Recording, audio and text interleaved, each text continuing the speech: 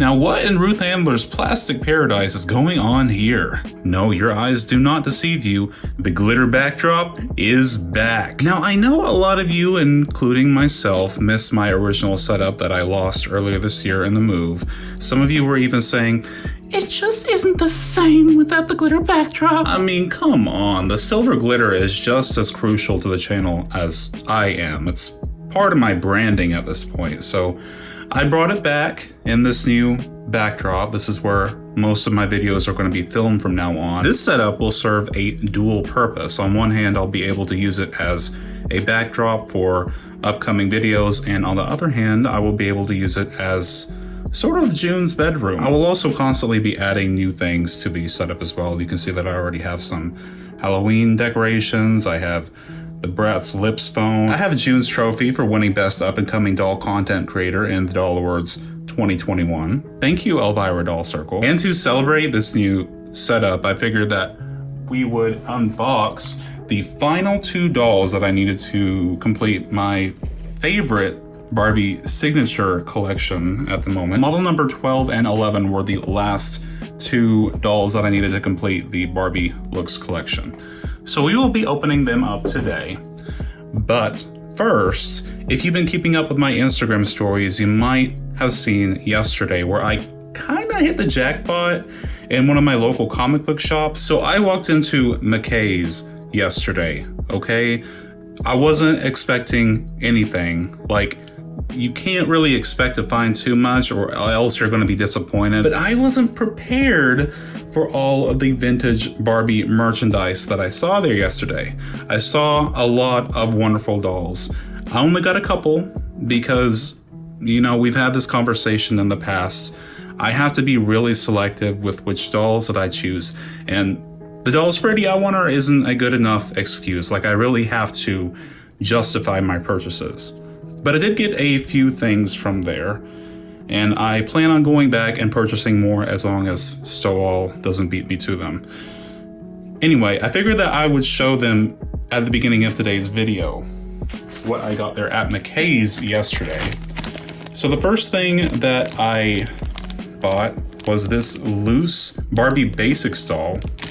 Honestly, every single Barbie Basics doll that I have in my collection is from McKay's. I literally have not bought another Barbie Basics doll from anywhere but McKay's. I'm not sure why every single one that I find is there. But I got this one because I thought that she was really cool. I don't have a lot of Generation Girl face Barbies that I like actually keep in my collection.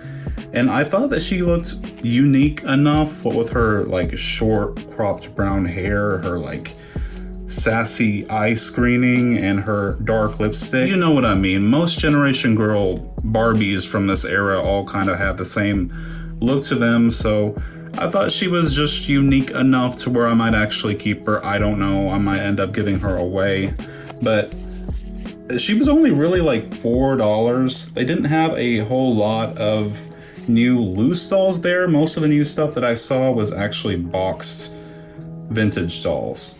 But I figure, like, even if I don't keep her, she does come with this really cool black dress, and she's got these awesome black heels. You really can't go wrong with a Barbie Basics doll for $3. And I also picked up this vintage hot Skating Barbie from 1994, mostly because she was only $6. And because if you've seen some of the leaked images for the upcoming Barbie movie coming out in 2023, you'll know that one of Margot Robbie's costumes is based off of this doll's outfit. I thought it was really coincidental that I found this one there. Here is a good look at the back of the box. Yeah, I really only got her as a fashion pack. You know I love the Superstar sculpt, but there just really isn't anything special about this one's screening. Here is 1994's Hot Skating Barbie, straight out of her packaging. Yeah, you can see that I had a little bit of a rough time getting her out of the box, but it's mostly because I hate these metal twist tie things. But she's a beautiful doll. She's really beautiful, but like I said, I mean, not really anything special about this girl's face. For $6, I feel like it was a really good deal, even for just the outfit, because I might have June wear this to the premiere of the Barbie movie next year. That would be really cool. She comes on the articulated gymnast Barbie body from the 1980s/90s. And yeah, I mean, a pretty basic doll. Really the only iconic thing about her is the fact that her skates actually roll, which a lot of Barbie skates, they're just kind of for show, but this one actually has real rolling skates. And not only does she come with regular road skates, but she also comes with a pair of ice skates, which is a really awesome accessory to include. They look a lot nicer than modern day Barbie ice skates. They usually lack the metallic paint on the blades whenever Barbie makes ice skating dolls nowadays. I mean, she's a really pretty doll. What else can I say about her? I love the glitter on her outfit, and I'm really happy that it's not like coming off, like it's actually staying on the outfit. Her outfit velcros in the back, which is a good thing. I'm curious to see how this will fit on a modern Barbie body. Now, the third and final item that I picked up yesterday is something that I've been looking for a very long time. This is the Stars and Stripes Army Barbie and Ken Deluxe set from, when was this released? From 1992. It says, from 1992. I mostly just wanted this doll set for the Ken, because the Ken in this collection, if you didn't know, he uses a very rare face sculpt.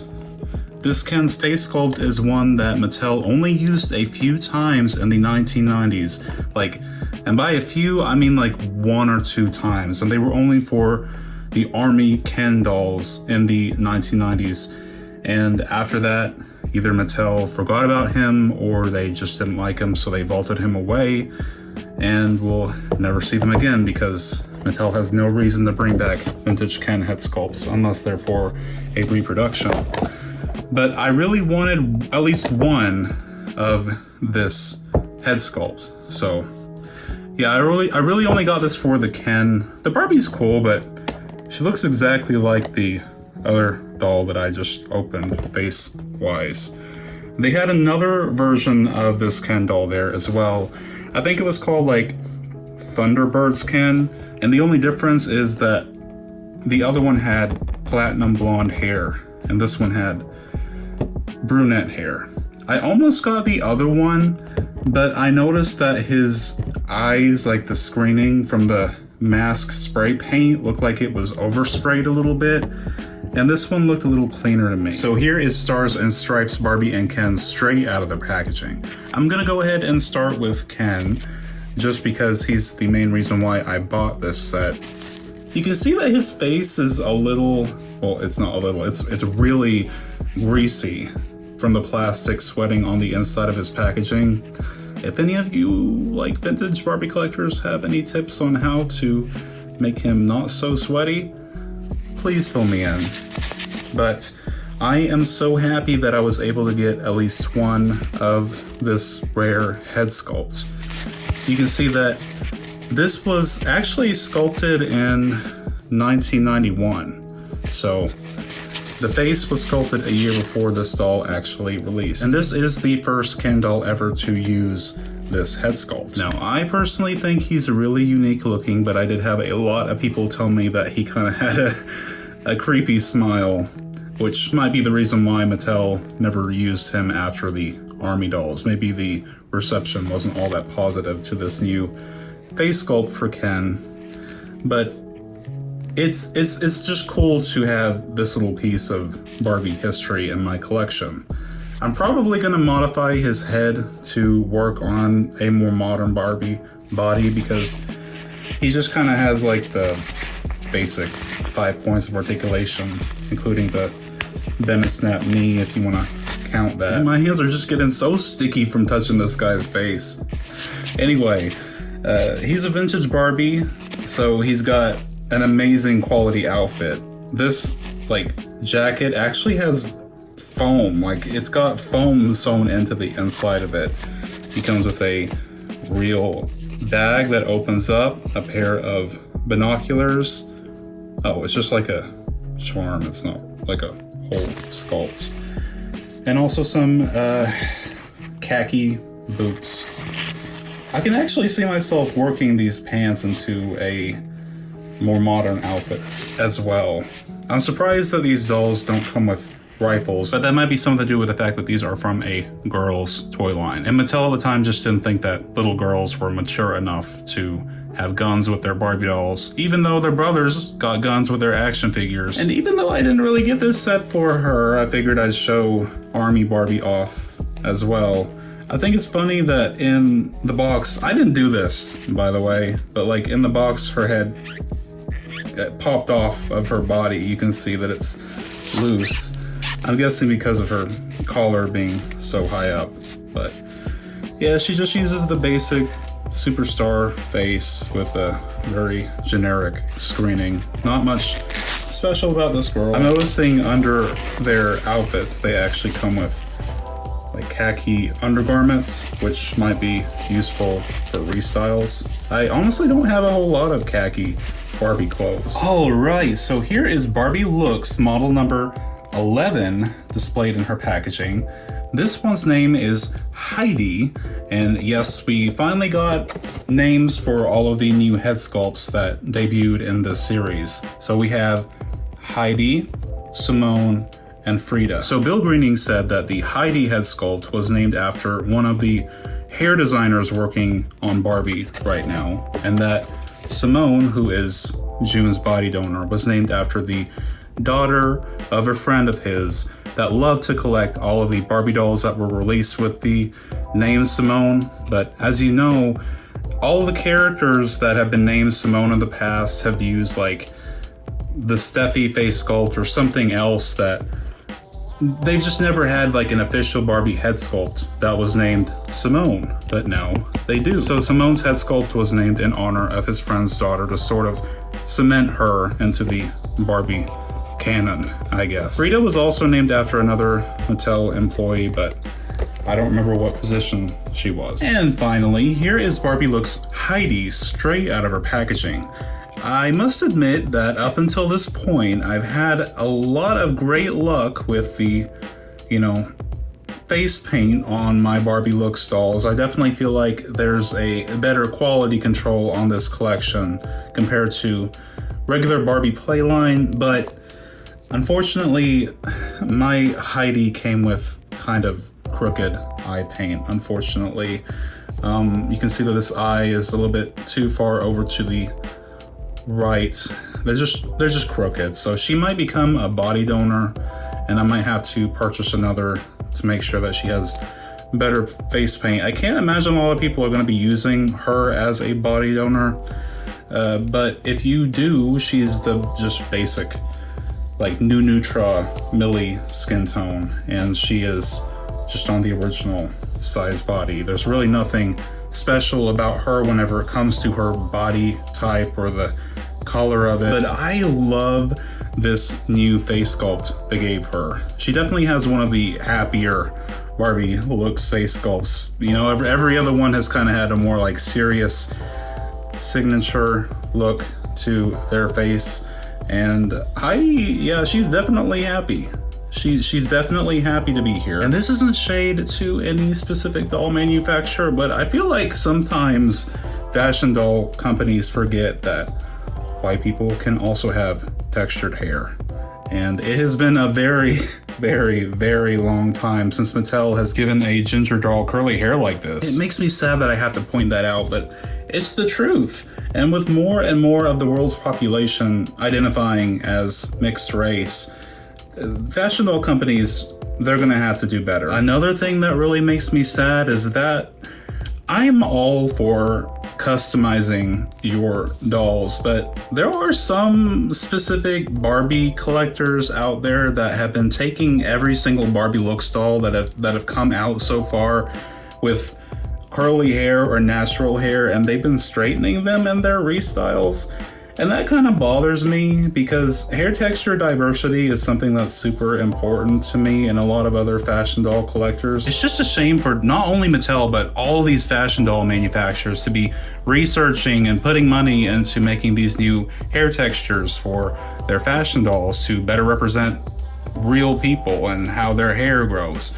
And then you have these grown white men online straightening their hair. Not against anybody customizing their dolls, but like when it's every single doll with curly hair that you're straightening, it feels like you have some sort of agenda. Anyways, Heidi has these very beautiful green eyes and this awesome purple eyeshadow. I'm just so disappointed that mine came with such crooked face paint because she's so beautiful. I'm definitely gonna have to get a more perfect version of her. She also has pink lips, and like I said, she's on the original body, and she comes with this silver jumpsuit. Both of the dolls, Heidi and Frida, kind of share the same aesthetic as my new backdrop, which is why I thought that it would be best to open them up today. But she has this like silver, almost like, it kind of looks like she reminds me of like a Powerpuff Girl kind of with this black belt. The belt is actually sewn on, unfortunately. I was kind of hoping that'd be a separate piece, but it's not. And it's asymmetrical. It's asymmetrical, so it just goes over one shoulder, and it kind of gathers at the bottom to create this crinkly texture. I think looks really cool, honestly. And she also has these silver heels. I'm so happy to finally add her to my collection officially. And I might paint her on some freckles. That would look really cute. And here we have the final Barbie Looks doll to make myself up to date. Here is Barbie Looks model number 12 displayed in her packaging. And here is Frida from the Barbie Looks collection, straight out of her packaging. See, her facial screening came really clean. Like her eyes are really even and everything. I don't know what happened with that Heidi, but Frida is beautiful. Like I said, I do not remember who exactly she was named after, but I think that this new sculpt that they made for her is really awesome. To me, she looks like she could be a Latina. She looks like she could be South Asian. She could have some indigenous blood. She could just be mixed. She could be whatever you want her to be. That's kind of the beauty about Barbie, is that the dolls are racially ambiguous without it feeling lazy. Like, all the dolls have different sculpts that sort of hint to what ethnicity they could be, but they don't all just use the same sculpt. So she's whatever you want her to be, but I think she's gonna be Latina in my collection. I already have ideas for customizing her already. I have this green dress that I bought for her that kind of matches her really awesome green eyeshadow. Her eyeshadow is so cool. Like it's this like green, like almost turquoise color, and also it has a deep purple and then some shimmery under eyebrow. So many layers to this screening. She is so beautiful, and she also comes with some like magenta colored lips and some beautiful brunette hair, which I will probably not keep in a side pony. Frida is the only curvy doll in Wave 2, and unfortunately she doesn't have a new skin tone for the curvy body type. This is basically the Mates Move Dancer skin tone, so I feel like Mattel could have definitely thought a little bit more about, you know, a more unique skin tone to give her so that she'd be more useful for doll customizers. But she's beautiful as she is, and the Curvy Dancer is no longer being made. She stopped production in like 2017, 2018, so this will be a good alternative for her. She comes in this cute little black dress with a silver glittery slit at the top and also some silver straps to keep it around her neck. I thought the straps were going to be tied at the back of her neck, but they're actually connected to the back of the dress, and it velcros. And she also comes with a very, very useful shoe sculpt. I'll definitely be using these on June because the curvy and the tall bodies have bigger feet than the rest of the Barbies. So I'm really thankful for this new pair of shoes for my tall and curvy Barbies. I might do an episode at some point where I show off how I restyled like all of my Barbie look dolls up until this point. Let me know if you all want to see something like that. Well, thank you all so much for joining me today as I reviewed the 2 final Barbie look dolls that I needed to complete my collection. I cannot wait to add on to it. The Barbie looks collection is going to be running for a very long time, and there is another wave coming out either late this year or early next year that is going to include some Ken body diversity, which is really exciting. If you haven't already, be sure to like, comment, and subscribe if you enjoy my content to support my channel, and I'll see you all next video. Thank you so much. Bye.